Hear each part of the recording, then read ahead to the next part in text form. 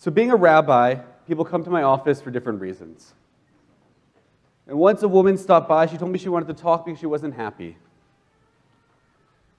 I asked her if she wakes up cranky in the morning. She said, no, I let him sleep as late as he wants.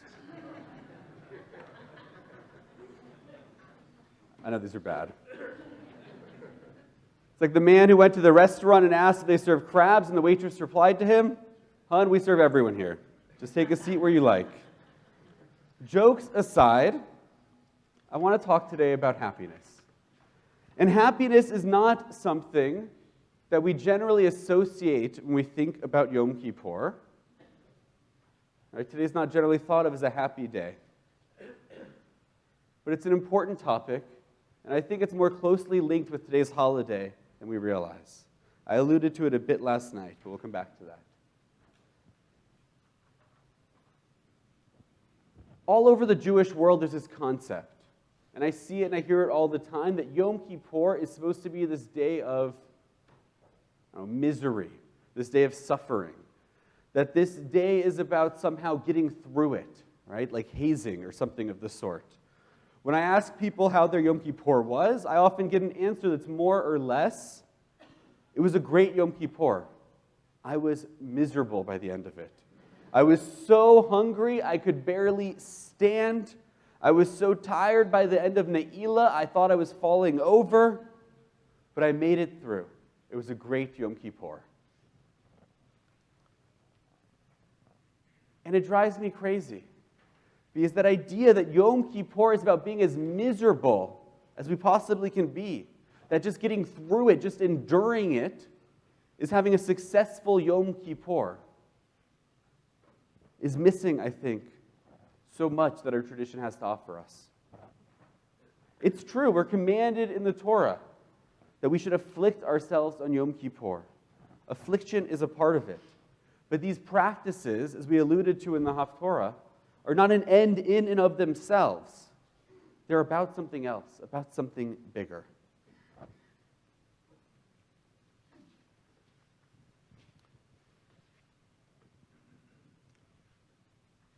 Now, when we talk about happiness, it's important to note that the English language is complex. We got a lot of different words that mean very similar things. So I want to define a little bit more when I talk about happiness what I mean. When I say happiness, I think many people hear the word pleasure or some similar concept. That's not what I mean. The goal of life is not to always feel good or to always be comfortable all the time. It's an impossible task. But happiness, the Jewish concept at least, I think is something closer to what we'd call maybe flourishing, thriving. There was a survey I found from a few years ago in Time magazine where they interviewed and did a poll trying to find the happiest professions. It was not what I expected on the list, but one of the happiest careers a person can have apparently is clergy. So I lucked out. I knew that part. But as I read the list, I was surprised to see some of it. Butlers, according to it, are significantly more happy than athletes. Plumbers were more happy than bartenders. It surprised me. But it goes back to that idea, happiness, real happiness, is not about pleasure or enjoying the present moment. It's about something bigger than that. And that's the happiness that Yom Kippur is about. We forego physical pleasures like food and water. We nurture not our bodies, but our souls, our spirits. We afflict ourselves, but these rites, they're not there on their own. They're not an end in and of themselves. They're the method for how we get somewhere bigger, how we learn what life is really about. So I mentioned last night that the rabbis have a little drosh on Yom Kippur. In the Torah, it's not called Yom Kippur, it's called Yom HaKippurim. And the rabbis tell us it's a Yom Kippurim. It's a day like Purim, a day of joy, a day of happiness. But if that's not enough to convince you, Yom Kippur is also Shabbat Shabbaton. Shabbat we think of as a happy day. Oneg Shabbat. We're commanded to be happy, to enjoy Shabbat. And Yom Kippur is Shabbat Shabbaton. Roughly translated in English, that'd be the Shabbat of Shabbats, or Shabbatapalooza. This is the Sabbath of all Sabbaths. Happiness, that oneg that we feel on Shabbat, is a part of Yom Kippur as well. So going back to that list from Time magazine about what made these different people so happy. What were the jobs that had the highest rankings of happiness? Things like clergy, firefighter, special education teachers. These were some of the happiest professions. Not professions that are always the most glamorous or always the most fun in the moment. But what it tells us from this list is that those aren't factors that necessarily determine one's overall happiness, one's level of flourishing, their satisfaction. Part of what the list came down to was the jobs and careers that were most happy were the ones that served others. That's how a butler made the list with a much higher level of happiness than a professional athlete with all of the perks that comes with that job. One's own happiness comes from recognizing that there is something beyond us, that there are people beyond us. It's about being connected to others, living a life in community. Dr. Martin Seligman, the father of the modern scientific study of happiness, teaches that doing something for another person, it produces the single most reliable momentary increase in well-being. It's incredibly important. It's a simple idea, something we probably all know somewhere deep inside, but we forget. If you're having a bad day, do something nice for someone else. More than anything else, that produces the single most reliable momentary increase in well-being. Do something nice for somebody else. And while those who study happiness are just explaining now and understanding the science behind it, it's not a new idea. Judaism demands a life of service to others.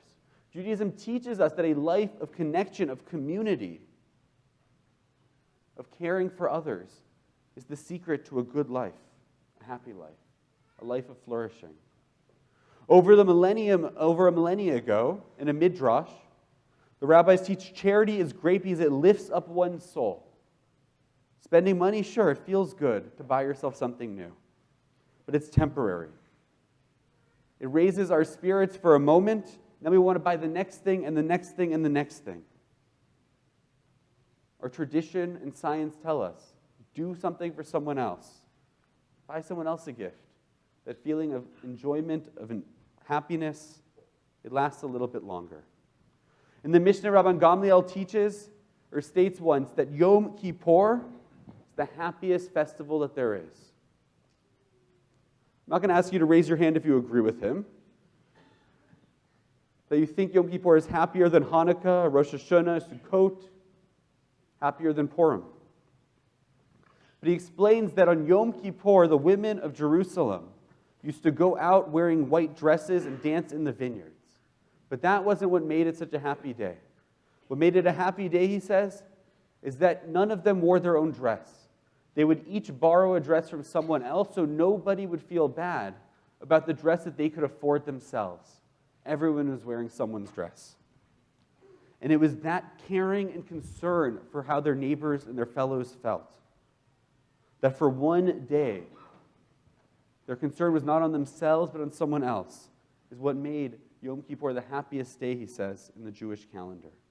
It wasn't about how hungry or tired they were. It was about thinking about others. So as we sit here on Yom Kippur, and I'm looking at a lot of faces that don't look as happy as they could be, think a little bit, not about yourself, but about the people around you, to your left and to your right, in front of you, behind you, the people in our community, the people not here present in this room, but the people in your life. Thinking about others is the secret to happiness. The next problem with happiness is that in our world today, we've learned to treat it as a commodity. You can't go to the store and pick up happiness off the shelf. That's not the way it works. But psychologist Daniel Gilbert points out that most people view happiness in this way of something that we can get. We can buy something, we can get something, we can find something. This job, this object, this relationship, this will make me happy in the future. Whether it's an item, a person, whatever it is. There's a flaw in this thinking he teaches us. What he points out is that we chase after what we think will make us happy tomorrow, based on who we are today. But the problem is that when tomorrow comes, and we've gotten that, we now want something else. Something that the next tomorrow, the next us in the future wants. There's always something else. There is always something we're not going to have, and it's easy to imagine that acquiring things bring us joy that we've been seeking. But it's not true. We have to learn to be happy independent of our possessions, of our relationships, of our careers. We have to learn simply to be happy. And that's one of the other deep lessons of our tradition. The psalmist tells us, Zeh hayom asa Adonai, nagila v'nismecha bo. This is the day God has made. Be happy, rejoice in it. Zeh hayom, carpe diem. Seize the day. Today is Shabbat Shabbaton. We pull back from the physical world and the spiritual one. And we live in a world not filled with items to consume, but in a world of intangibles. Recognizing that this day is a blessing. In the prayers before Al-Chet, the great confession on Yom Kippur, we ask, what are we? What is our life, our goodness, our achievements, our power, our victories? With these words, we recognize that in the face of the transcendent, in the face of the infinite, in the face of what is everlasting, we are finite. In Hebrew, we say hakol hevel. It's often translated as vanity, but a better translation is vapor. Everything, reality. It's like that breath on a cold morning. You can see it for a moment before it fades away. On Yom Kippur, we confront the reality that we are finite, that our days on this earth are limited, that our moments with the people we love and we care about are limited. Zeh hayom asa Adonai. That reality can be frightening, but also liberating. To recognize that this is the day. Don't put off till tomorrow what you want to tell the person you care about. Don't put off till tomorrow, because tomorrow is not always guaranteed. Today is the day we remind ourselves that each and every moment of life should be cherished and treasured. Zeh hayom asa Adonai, nagila v'nismecha bo. We focus a lot on Yom Kippur about the halakha, about what's forbidden. Not eating, not drinking, not wearing leather shoes. But that's not really what this day is about. Those are things to get us somewhere special, to get us to that place to recognize what truly makes us happy. Tomorrow we'll go back to eating and drinking. Tomorrow we'll go back to wearing whatever shoes we want, doing whatever we want. And it's fine. But the problem is if we focus only on those things that define Yom Kippur, then tomorrow when this day is done, we'll go back to being exactly who we were yesterday and the day before that. This is a day like Purim, a day of joy, because of the potential this day has to really change us. This season, but we're getting towards the end of it. We're in that final day. The Vilna Gaon, the leader of the community in Vilna, once asked or answered the question, how is it that the rabbis could compare these 2 days, Yom Kippur and Purim, 2 days that are so different, so dissimilar? One day we dress up and we celebrate, we wear costumes. The other day we sit in synagogue, we wear simple, just white. We don't eat, we don't drink. How could these 2 days be similar? And what he tells us is Purim is all about our physical enjoyment. We celebrate with our bodies. Yom Kippur is about spiritual fulfillment. We celebrate with our souls. They're the 2 days that are entirely devoted to one or the other. So as we sit here, as we prepare ourselves for the rest of our service, for the rest of this day, in the hours that are left, I ask and I hope that we can really get to its meaning. We can let this day affect us and impact us the way it is meant to be. It can be a day of joy if it teaches us to see beyond ourselves, to give to others, to live a life of service to others. For it reminds us that our time is limited, not to frighten us or make us sad, but to enjoy and treasure every moment we have, doing the things we love with the people that we love. For it reminds us that our physical bodies, our physical needs, that's pleasure. That's not true happiness. That's not flourishing. That's something deeper in our souls and our spirits. Succeeding at Yom Kippur isn't surviving a day. It's having an experience that will change us for tomorrow and the next day and the next year and the rest of our lives. That's a successful Yom Kippur, a happy Yom Kippur.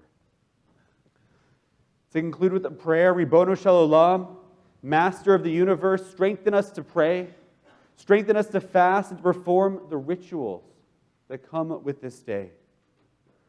Open our eyes so that the affliction of our souls can lead to an awakening of our spirits and our hearts. May today's rituals be like thunder to wake up our minds, shocking our souls. Bless us so that what we do today leaves a permanent imprint upon who we are. So that the joy of Yom Kippur can be the joy of 5783, a joy that gives us fulfillment each and every day of our lives. As we say together, Amen.